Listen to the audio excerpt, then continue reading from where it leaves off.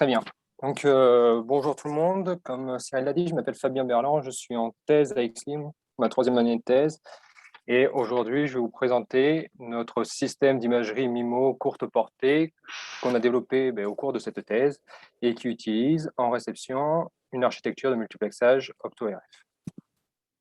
Alors juste peut-être un petit peu de contexte avant, hein. On est aujourd'hui dans le GDR, c'est pour ça, donc les composants OptoRF sont utilisés de plus en plus dans des systèmes RF et notamment dans des systèmes radar pour générer des signaux large bande, haute fréquence, pour faire du beamforming, du filtrage ou pour même faire de l'acquisition de signaux via des conversions analogiques vers digital à haute fréquence.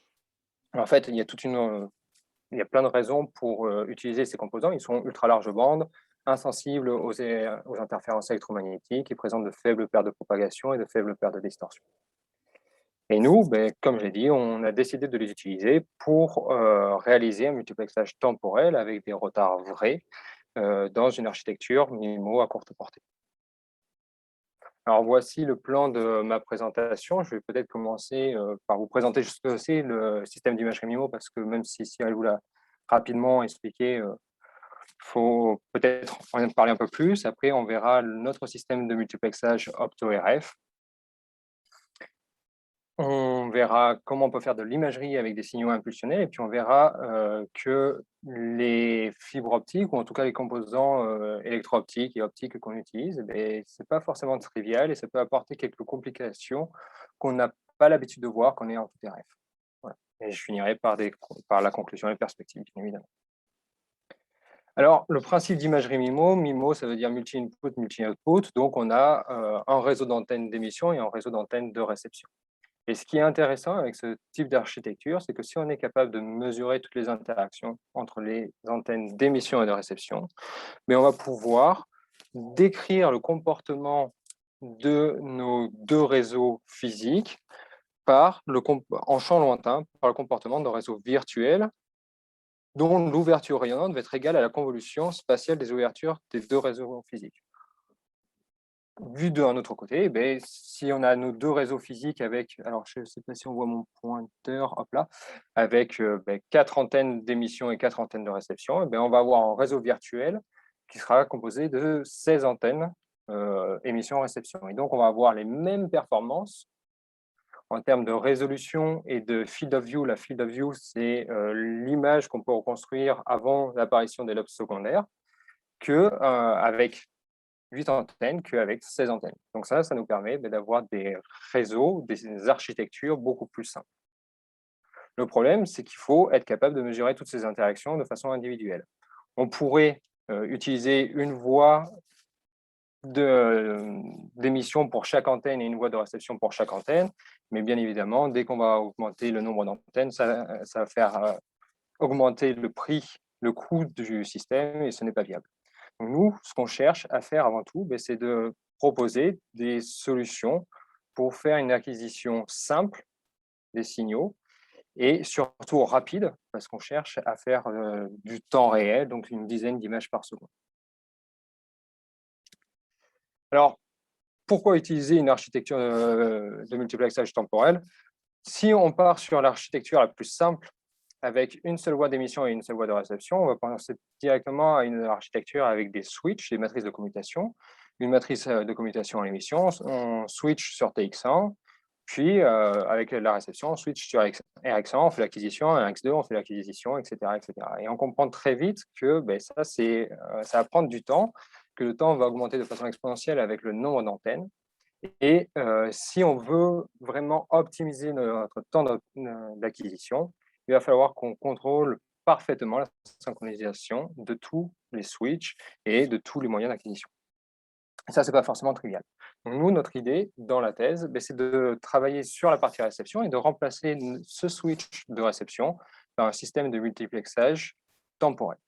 Comme ça, on a juste à switcher sur TX1 et en one shot et en minimum de temps, on va récupérer toutes les interactions entre l'antenne d'émission 1 et toutes les antennes de réception.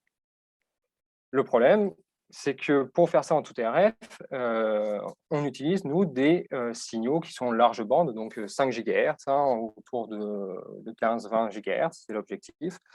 Et avec des câbles RF, on peut pas faire, on est obligé d'utiliser des retards vrais du coup, vu la bande passante dont on a besoin, et on peut pas faire ça avec des câbles RF parce que ça serait trop perteux. Donc on a décidé d'utiliser des fibres optiques. Et justement, voici l'architecture de notre système de multiplexage opto-RF.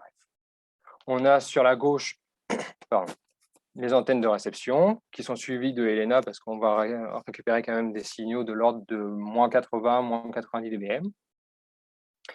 Donc ça va permettre d'augmenter un petit peu la puissance de ces signaux. Après, on va attaquer des modulateurs de type Mach-Zehnder pour faire la transposition entre signal RF et signal optique.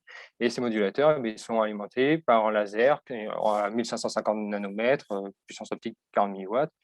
Et les fibres qui relient le laser au Mach-Zehnder sont des fibres à maintien de polarisation pour éviter tout problème de reconstruction après.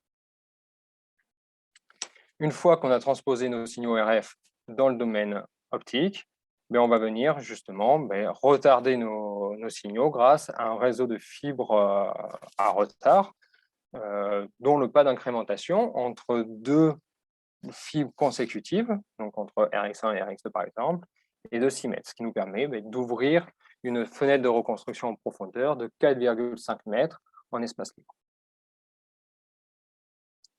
Et une fois qu'on a fait ça, nos signaux sont retardés et on va chercher à faire la sommation.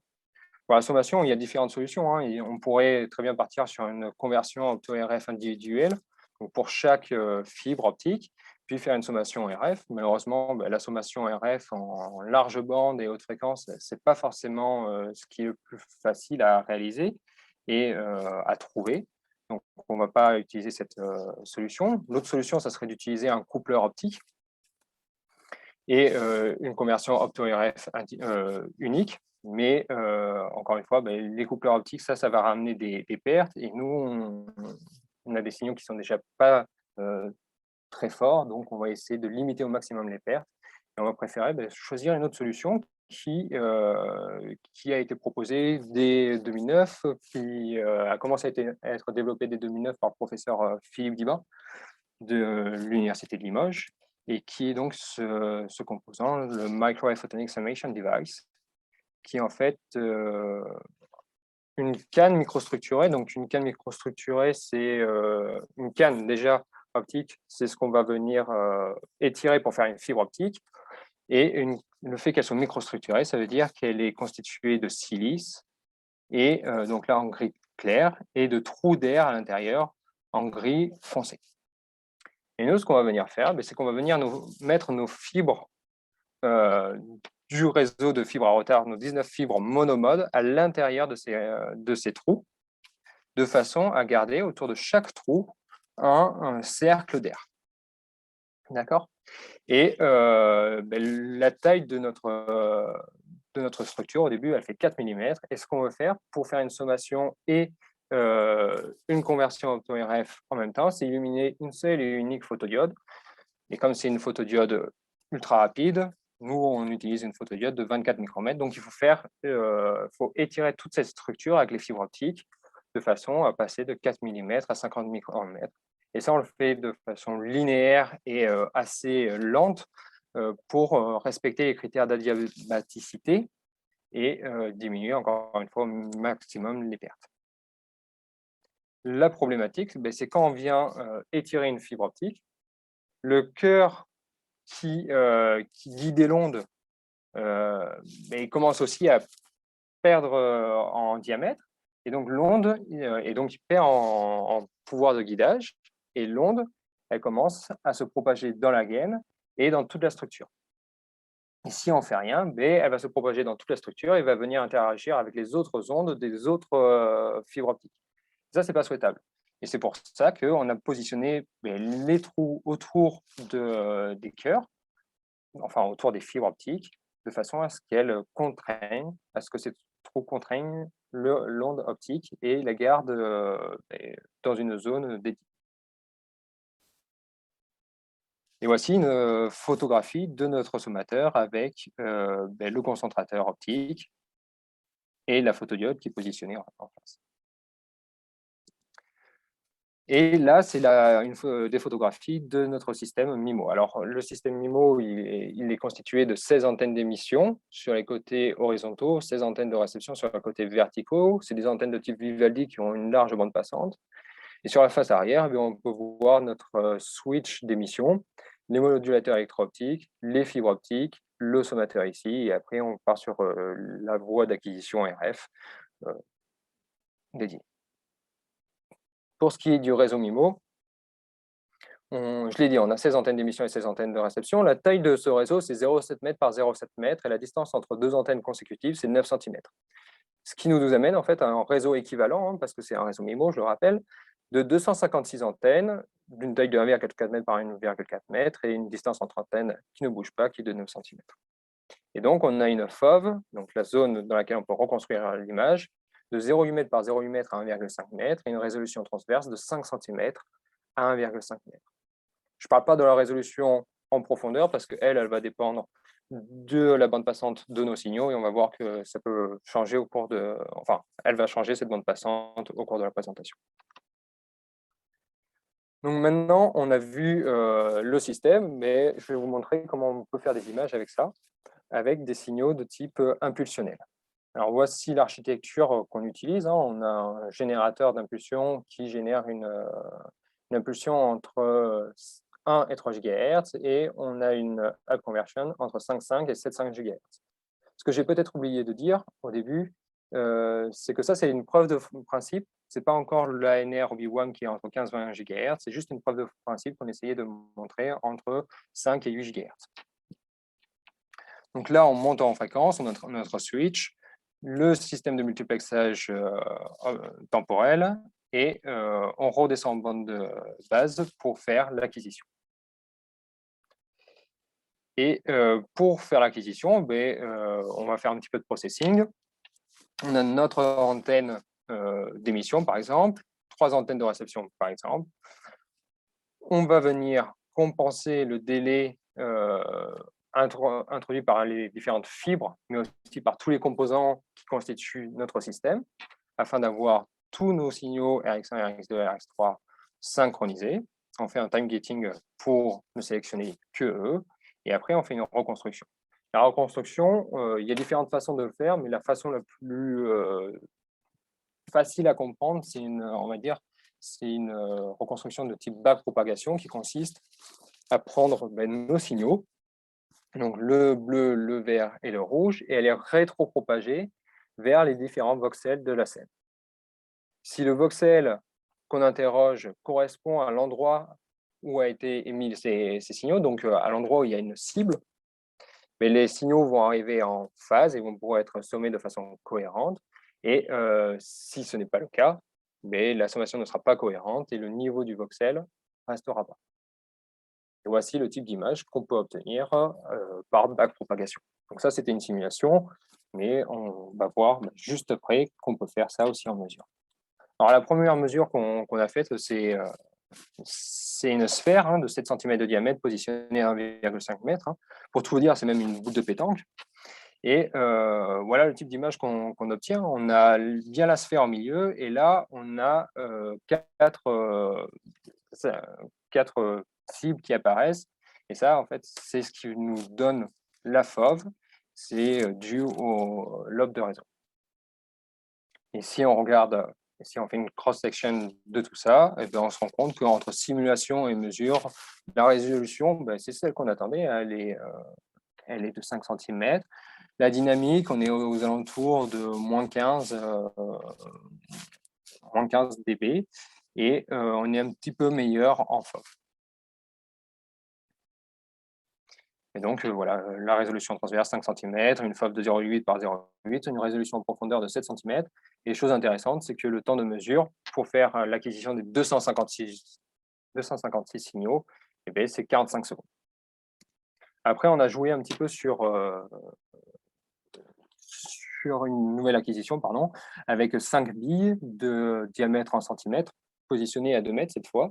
Et on a joué sur le moyen-âge de l'oscilloscope. Et on se rend compte que plus on fait de moyenne, plus c'est facile de visualiser les 5 billes. Et enfin, en impulsionnel, on a décidé de reconstruire une scène un peu plus complexe où on avait écrit Xlim en barreau métallique et on se rend compte que aussi bien en 3D qu'en 2D, on arrive à bien relire Xlim. Donc ça, c'était pour la partie impulsionnelle et ça a permis de valider l'approche opto-RF pour faire du multiplexage temporel sans vraiment trop de difficultés. Les difficultés sont apparues pour nous quand on a commencé à utiliser des signaux modulés en fréquence et c'est ce qu'on va voir là.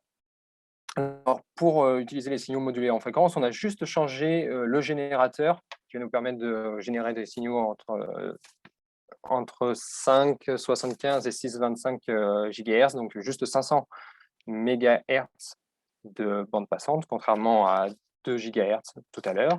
Et en réception, on a un mixeur pour faire la démodulation, donc les signaux sont modulés pour faire la démodulation avant de faire l'acquisition avec un oscilloscope. Un chirp FMCW, donc c'est une sinusoïde dont la fréquence va augmenter avec le temps, je vous l'ai dit. La bande fréquence, la bande passante qu'on utilise, c'est 500 MHz.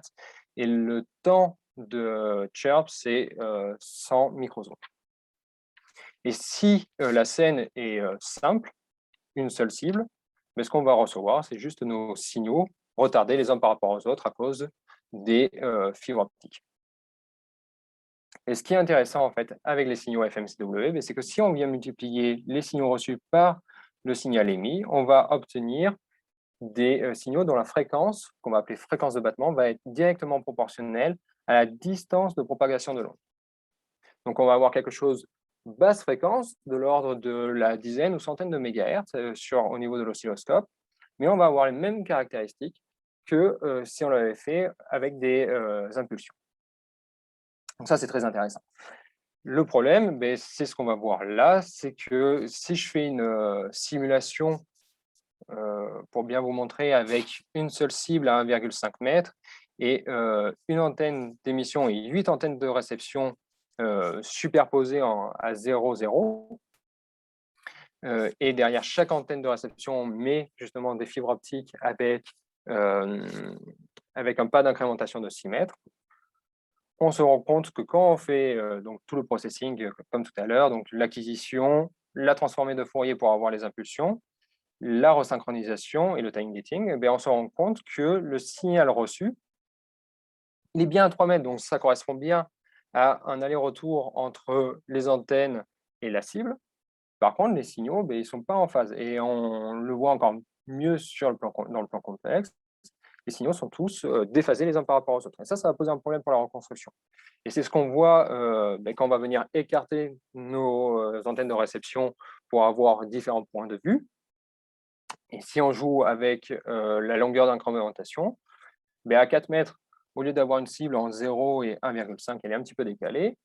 À 12 mètres de pas d'incrémentation, elle est encore plus décalée, et à 20 mètres, elle est encore plus décalée. Et si on regarde mieux, toutes ces reconstructions sont bien à 1,5 mètre de notre centre de phase de notre réseau, mais elles se décalent vers la droite inexorablement. Et ça, habituellement, quand on fait du FMCW, ce n'est pas quelque chose qu'on est vraiment habitué à voir en tout RF. Alors ça s'explique très bien, hein. Pour cela, il faut faire un petit peu de maths. Alors je vais passer rapidement, si vraiment il y a des questions, on pourra revenir dessus, hein. Le signal qu'on va recevoir après le démodulateur, donc après avoir multiplié le signal reçu, enfin les signaux reçus qui ont été retardés et sommés par le signal émis. Donc on va avoir quelque chose comme ça avec une sommation sur les récepteurs, une fonction rectangle pour délimiter nos signaux FMCW, un exponentiel J de pi, phi, NR, T. Et phi, si on regarde, il est composé de 3 termes. Alpha T tot NR. Donc tot, c'est le temps de retard total qui va dépendre de l'antenne de réception qu'on a choisie, donc de la fibre qui lui est associée. Et ça, c'est ce qui nous donne notre fréquence de battement. Donc ça, on en a besoin pour faire la reconstruction. FC totot, qui lui correspond au nombre de cycles que fait FC durant la propagation, qui est linéaire et qui va être facilement compensable. Par contre, moins 1,5 de alpha totot au carré, ça, c'est un terme quadratique qui va dépendre de la distance de propagation, qui d'habitude est négligeable parce qu'on est sur 3-4 mètres de propagation. Quand on est à courte distance, on fait des images entre 1 et 4 mètres de distance. Donc voilà, ça reste assez faible et normalement, il est négligeable et on ne s'y attarde pas trop. Et en fait, c'est lui qui va nous poser problème. Donc, on fait juste pour le compenser une transformée de Fourier. Donc, j'ai mis des couleurs pour que ça soit un peu plus facile. On a notre fonction de Dirac qui est centrée autour de nos fréquences de battement. La fonction rectangle qui devient sinc et l'exponentielle qui est toujours là avec le terme de RVP qui nous embêtait. Pour le compenser, on pourrait se dire tout simplement qu'on va venir multiplier pour chaque totote l'inverse. On va faire un exponentiel JP alpha totot au carré ou exponentiel JP FB carré sur alpha. C'est la même chose. Mais ça va très vite devenir complexe à mesure que le nombre de cibles augmente. Et donc, la solution, en fait, c'est d'utiliser, c'est de généraliser cette équation qui était juste pour quelques FP sur tout l'axe des fréquences. Et dans ce cas, on va venir faire une compensation parfaite au maximum des fonctions de sinus cardinal, un peu moins parfaite à côté, mais comme les sinus cardinaux sont assez étroits, la reconstruction va bien s'opérer. Et c'est ce qu'on voit là. Aussi bien sur notre scène 1D, on a bien tous les signaux qui sont bien en phase, et on le revoit aussi dans le plan complexe. Tous les signaux sont en phase en noir, là, comparé en rouge. Donc, il y a une petite perte d'amplitude, mais ça s'explique très facilement. Et quand on écarte nos antennes de réception et qu'on joue sur la distance, sur le pas d'incrémentation, cette fois, on a bien toutes nos reconstructions qui sont bien positionnées en 0 et 1,5 m. Donc tout ça, c'est bien beau, c'est des simulations. Pour vérifier, on a fait une validation expérimentale, bien évidemment, avec toujours nos 5 billes qui ont été positionnés cette fois à 1,5 m, je pense encore. Et voilà le type d'image qu'on peut avoir sans la compensation de ce terme de residual video phase. On n'arrive pas à distinguer les billes, alors que quand on compense ce terme, on arrive à bien les distinguer. L'image est un peu moins propre que tout à l'heure en impulsionnel, mais il ne faut pas oublier que là, on est à 500 MHz de bande passante, alors qu'en impulsionnel, on était à 2 GHz. Donc ça permet de valider aussi bien l'approche impulsionnelle que l'approche FMCW. Donc juste pour conclure rapidement, aujourd'hui, je vous ai présenté donc le système qu'on a développé au cours de ma thèse, qui utilisait cette architecture de multiplexage temporel électro-optique. On l'a validé, cette approche, aussi bien en impulsionnel qu'en FMCW. Et dans les perspectives, Cyril Decroze a commencé à en parler, mais tout ça est fait pour réaliser un nouveau système d'imagerie qui fonctionnera sur ce même principe en FMCW entre 15 et 20 GHz avec 16 antennes d'émission, 12 antennes de réception et qui utilisera des modulateurs et leurs drivers directement intégrés sur Silicium. Alors que jusqu'à présent, on utilisait des composants qu'on trouvait sur étagère. L'ANR, juste pour vous dire, voilà, elle est réalisée avec ces différentes entreprises et laboratoires. Et une autre approche, une autre perspective qu'on va pouvoir avoir et dont Damien va vous parler, c'est le FMCW. Je vous ai dit que ça nous permettait de descendre en fréquence avant l'acquisition. Eh bien, on va pouvoir peut-être faire ça, faire la démodulation directement en optique pour alléger les contraintes au niveau de la taille de la photodiode qui va être utilisée. Voilà.